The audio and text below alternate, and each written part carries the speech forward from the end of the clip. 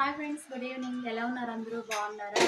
నేనైతే చాలా బాగున్నాను. మీరు కూడా బాగుండాలని కోరుకుంటున్నాను.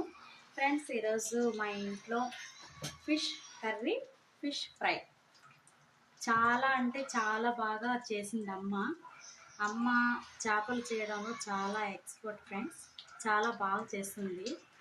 ఇంకా మధ్యాహ్నమే దీనికంతా మసాలా పట్టించేసి ఫ్రిడ్జ్లో పెట్టేశాను.